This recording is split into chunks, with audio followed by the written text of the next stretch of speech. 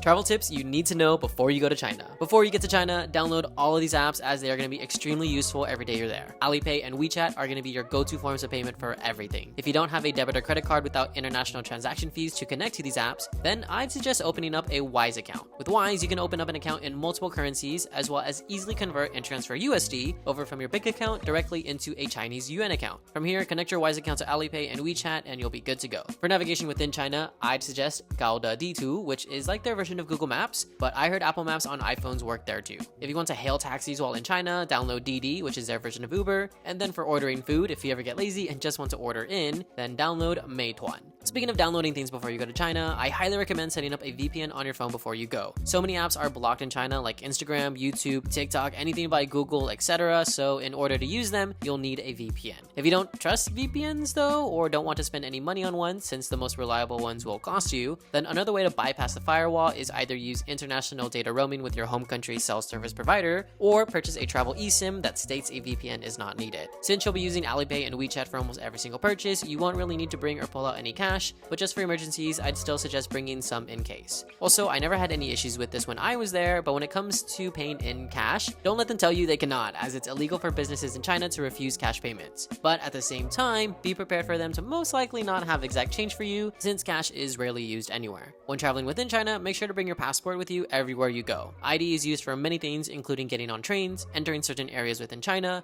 getting in Disneyland, etc. So always have your passport on hand, as this will be your only accepted form of ID as a tourist in China. Speaking of this, it might be confusing in train stations which lines to enter as a foreigner, but there are separate ones for us, and a lot of the stations might not have English signs. So in these situations, you need to look for gates with either of these Chinese signs written on them. These are for foreigners using passports. That's all the travel tips I have for this video, but if you've ever been to China, please feel free to leave any tips in the comments that really helped you out when you were there.